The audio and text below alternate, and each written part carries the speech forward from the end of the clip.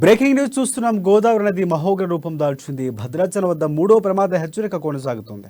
గోదావరి నీటి మట్టం 56.10 అడుగులకు చేరి 15,96,899 క్యూసెక్కులకు చేరుకుంది. దీంతో భద్రాచలం నుంచి దుమ్ముగూడెం చెర్లకు ఇక రాకపోకలు నిలిచిపోయాయి. ఎటపాక మండలం రాయన్నపేట వద్ద నేషనల్ హైవేపై వరద నీరు పోటెత్తుతుంది. ఇక భద్రాచలం నుంచి ఆంధ్ర, ఒడిశా, ఛత్తీస్గఢ్కు రాకపోకలు నిలిచిపోయాయి. ఇక ములుగులో కూడా ఏటూరు నాగారం మండలం రామన్నగూడెం పుష్కర ఘాట్ వద్ద గోదావరి ప్రవాహం ప్రమాదకర స్థాయిలోకి చేరుకుంది. ఇక ధవళేశ్వరం బ్యారేజ్ వద్ద ఇన్ఫ్లో అవుట్ఫ్లో 13.54 లక్షల క్యూసెక్కులకు చేరుకుంది. ఇక్కడ రెండవ ప్రమాద హెచ్చరిక కొనసాగుతుంది. సహాయక చర్యల్లో 4 ఎన్డీఆర్ఎఫ్, 4 ఎస్డీఆర్ఎఫ్ బృందాలు పాల్గొన్నాయి. దీంతో ప్రజలు అప్రమత్తంగా ఉండాలని ఏపీ విపత్తుల సంస్థ అధికారులు సూచించారు.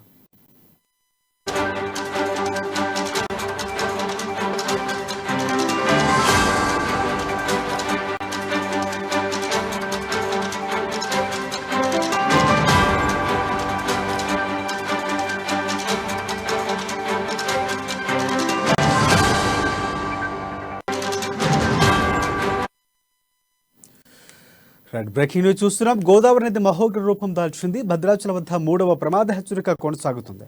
గోదావరి నీటి మట్టం 56.10 అడుగులకు చేరి 15,96,899 క్యూసెక్కులకు చేరుకుంది. దీంతో భద్రాచలం నుంచి దుమ్ముగూడెం చెర్లకు రాకపోకలు నిలిచిపోయాయి.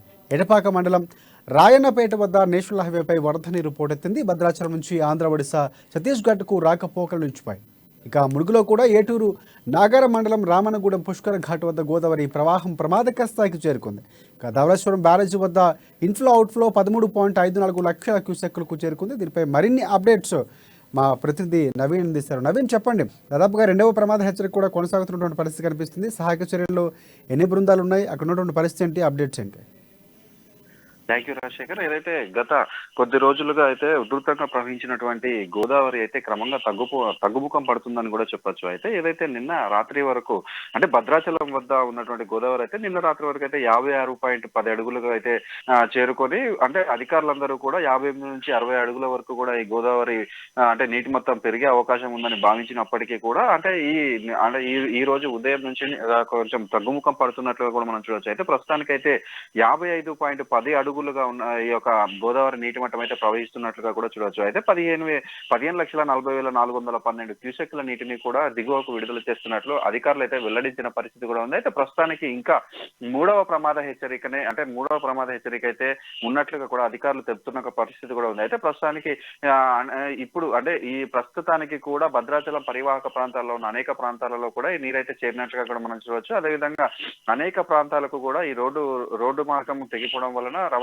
రవాణా అంటే స్తంభించిందని కూడా చెప్పొచ్చు. ముఖ్యంగా మనం చూసుకుంటే తెలంగాణ, ఛత్తీస్గఢ్ రాష్ట్రాలకు ఉన్నటువంటి దారి కూడా మూసుకుపోయింది. అదేవిధంగా చెర్లకు వెళ్లే దారి కూడా మూసుకుపోయినట్లుగా కూడా చూడొచ్చు.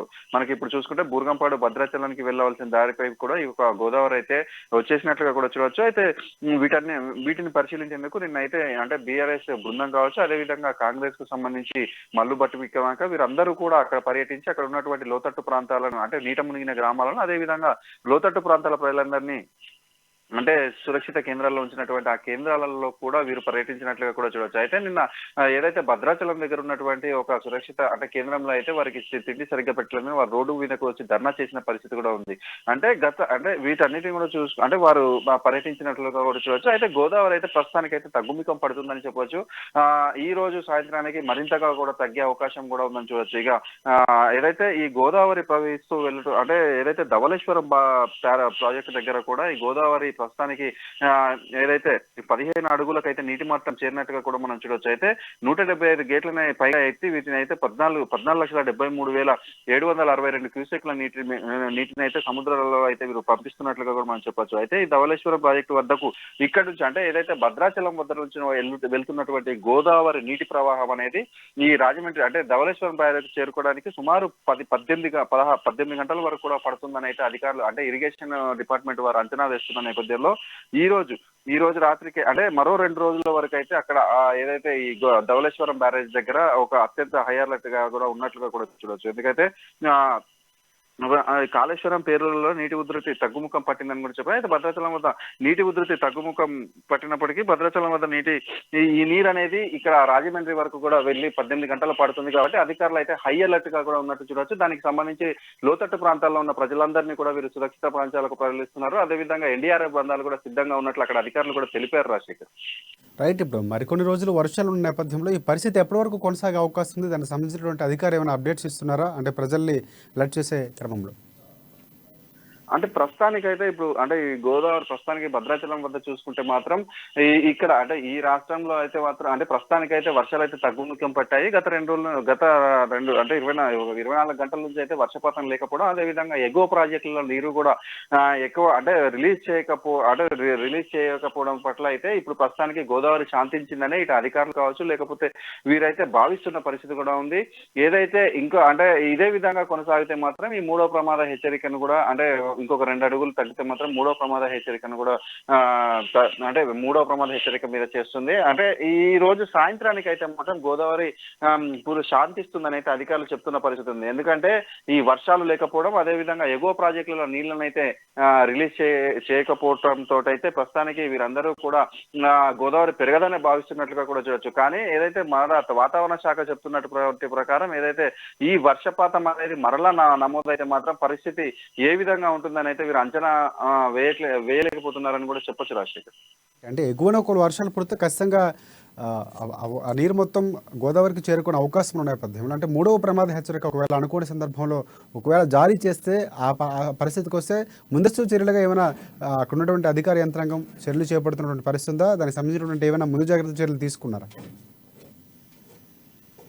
ఏదైతే ఇప్పుడు ప్రస్తుతానికైతే ఇక్కడ మన భద్రాచలం దగ్గర నుంచి చూసుకుంటే గోదావరి క్రమంగా తగ్గుతున్న నేపథ్యంలో ఇప్పుడు ఇక్కడ నుంచి అంటే 56.10 అడుగులుగా నిన్న రాత్రి ప్రవహించినటువంటి గోదావరి నీటి మట్టం అనేది అక్కడికి చేరుకోవడానికి సుమారు మనకి 18 గంటలు పడుతున్న నేపథ్యంలో దానికి సంబంధించి అంటే గోదావరి ఒకవేళ అక్కడ అంటే వారి అక్కడ గోదావరి అయితే పెరిగిన నేపథ్యంలో అక్కడ తీసుకోవాల్సిన సురక్షిత ప్రాంతాలకు అయితే అక్కడ ఉన్నటువంటి లోతట్టు ప్రాంతాల ప్రజలను తరలించడం కానీ ఎవరైనా ఈ వరదలలో అంటే గ్రామాలలో నీట మునిగిన నేపథ్యంలో వారందరినీ అంటే తక్షణం రక్షించేందుకు అక్కడ వారైతే రక్షణ చర్యలు అయితే ముందే చేపట్టినట్లుగా కూడా మనం చెప్పొచ్చు. అయితే ఏదైతే అంటే గతేడాది చూసుకుంటే 72.8 అడుగులుగా అంటే భద్రాచలంలో ప్రవహించినటువంటి గోదావరి అక్కడ ధవళేశ్వరం ప్రాజెక్టు దగ్గర వరద బీభత్సం అనేది కొనసాగిందని చెప్పొచ్చు. అప్పుడు దాన్ని ఎదుర్కొన్నటువంటి వారు ఇప్పుడు అంటే ఎక్కడ అధికారులు కూడా ఇదే చెప్తున్నారు. ఎందుకంటే పోయినసారి 72.8 అడుగులు వచ్చినటువంటి గోదావరి అప్పుడు ఆ ఫ్లడ్స్ అంటే మేము తట్టుకోగలిగాము, దానికి సంబంధించి రక్షణ చర్యలు అయితే తీసుకున్నాము. గత ఏడాది అనుభవాలను దృష్టిలో పెట్టుకుని ఈసారి ముందస్తు చర్యలు అయితే చేపట్టినట్లుగా కూడా వీరందరూ కూడా చెప్తున్న పరిస్థితి ఉంది. ఈ నేపథ్యంలో ఈ సురక్షిత ప్రాంతాలకు అంటే ఏదైతే ఈ లోతట్టు ప్రాంతాల్లో ఉన్న ప్రజలందరినీ కూడా సురక్షిత ప్రాంతాలకు ముందే వీరు తరలించినట్లుగా కూడా చూడవచ్చు. ఏ విధంగా అంటే వీరు అంటే మొదటి ప్రమాద హెచ్చరికలో మునిగిపోయేటటువంటి గ్రామాలయ్యి, రెండో ప్రమాద హెచ్చరికలో గ్రామాలయ్యి, మూడో ప్రమాద ఈ విధంగా అంటే నీటి మట్టం పెరుగుతున్న కొద్దీ ఏ గ్రామాలు ఈ యొక్క నీటి మునకకు గురవుతాయని వీరు ముందు ఒక ప్రణాళికను రచించుకొని ఆ ప్రణాళిక ప్రకారమే అక్కడ ఉన్నటువంటి గ్రామాల ప్రజలందరినీ కూడా వీరు సురక్షిత ప్రాంతాలకు అయితే తరలించారు. అంటే ఈ విధంగా ముందస్తు చర్యలు చేపట్టడం వలన అనేక ప్రాంతాల్లో కూడా ఎటువంటి ప్రాణ నష్టం అయితే వాటిలో లేదని కూడా చెప్పొచ్చు. అంటే పోయినసారి సడన్ గా రావడం వల్ల వీరు ముందస్తు చర్యలు అంటే 72 అడుగులు వస్తుందని ఎవరు ఊహించిన పరిస్థితి అయితే లేదు. దాంతో కొన్ని ప్రాంతాలు మునకనుకున్నాయి, వారందరినీ రెస్క్యూ చేయడం కొంచెం కష్టతరంగా మారింది. కానీ గతేడాది అనుభవాలను దృష్టిలో పెట్టుకుని ఈసారి అధికారులు అయితే ముందస్తు ప్రణాళికలు అయితే రచించుకున్నట్లుగా కూడా చెప్తున్నారు. అంటే 72 అడుగులు మరలా వచ్చినా కూడా మేము దానికి సిద్ధంగా ఉన్నామైతే వీరందరూ కూడా చెప్తున్న పరిస్థితి అయితే ఉంది. రాజశేఖర్, రైట్. అంటే అధికారులు సమాయత్తంగా అంటే గత అంచనాలను కూడా అనుభవంలో తీసుకొని పూర్తి స్థాయిలో ఉన్నట్టు తెలుస్తుంది. అయితే ప్రధానంగా ఇంకొకటి అంటే కొన్ని ఏరియాల్లో వారికి సరైనటువంటి తాగునీరు కానీ సాగునీరు కానీ దానికి సంబంధించినటువంటి ఆహారానికి సంబంధించినటువంటి పంపిణీ జరగలేదు. ఇందాక మీరు చెప్పినట్లు కొంతమంది బయటకు వచ్చి నిరసన వ్యక్తం చేసినటువంటి పరిస్థితులు అంటే పూర్తిగా పునరావాస కేంద్రానికి సంబంధించినటువంటి చర్యలు ఏ విధంగా జరుగుతున్నాయి అంటే మరికొన్ని రోజులు ఉన్న నేపథ్యంలో 2-3 రోజులకు సంబంధించినటువంటి సమాయత్త కార్యాచరణ అనేది ఏ విధంగా జరుగుతుంది, దానికి సంబంధించిన అప్డేట్స్ ఏమైనా ఉన్నాయా?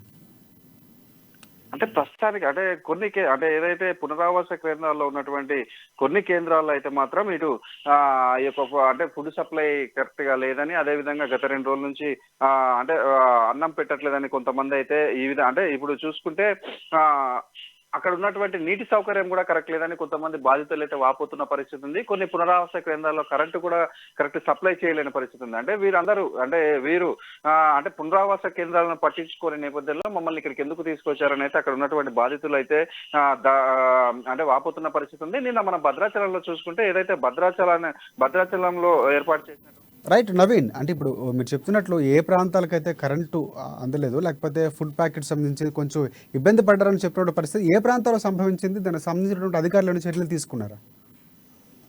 ఇప్పుడు మనకు వచ్చేసి ఇది భద్రాచలానికి సంబంధించి భద్రాచలంలో పునరావాస కేంద్రానికి అక్కడైతే వీరు పెట్టట్లేదని చెప్పి వీళ్ళు ప్లేట్లు పట్టుకొని బయటకు వచ్చిన నేపథ్యంలో అక్కడ ఉన్నటువంటి ఉన్నతాధికారులు అక్కడికి చేరుకొని మీ సమస్యను పరిష్కరిస్తామంటూ వారిని అయితే సముదాయించే ప్రయత్నం చేసినట్లుగా మనం చేయొచ్చు. అదేవిధంగా నిన్న అంటే ఏదైతే బీఆర్ఎస్ బృందం కొన్ని ప్రాంతాలలో బీఆర్ఎస్ బృందం కొన్ని ప్రాంతాలలో పర్యటించారు, అంటే పరివాహక ప్రాంతాలలో పర్యటించారు. అక్కడ ఉన్నటువంటి బీఆర్ఎస్ బృందానికి కూడా ఒక చుక్కెదురైందని చూడవచ్చు. కొన్ని పునరావాస కేంద్రాల్లో మహిళలు వీరి దగ్గరకు వచ్చి కరెంటు కరెక్ట్ గా ఇవ్వట్లేదని, ఈవెన్ అదే విధంగా మంచినీటి సౌకర్యం కూడా కల్పించట్లేదని వీరికైతే వివరించే ప్రయత్నం చేశారు. దానికి సంబంధించి ఇటు బీఆర్ఎస్ బృందం అయితే అటువంటి సమస్యలు మరలా పునరావృతం కాకుండా చూస్తామని అధికారులను సమన్వయం చేస్తామని అయితే వారికి హామీ ఇచ్చినట్లుగా కూడా మనం గమనించవచ్చు. మొత్తంగా మనం చూసుకుంటే ఇటు లోతట్టు ప్రాంతాల ప్రజలు అయితే ఇప్పుడు పునరావాస కేంద్రాల్లో కొంత ఇబ్బందిని ఎదుర్కొంటున్నప్పటికీ, అంటే ఈ యొక్క గోదావరి తగ్గుముఖం పడుతుండటంతో వారు మరలా ఈ యొక్క సురక్షిత ప్రాంతాల నుంచి ఇళ్ళకపోతామన్న ఒక ఆనందం అయితే వాళ్ళు వ్యక్తమవుతున్నట్లుగా కూడా చెప్పొచ్చు రాశి. Right thanks for updates Naveen. అదే మొత్తానికి అక్కడ ఉన్నటువంటి పరిస్థితి.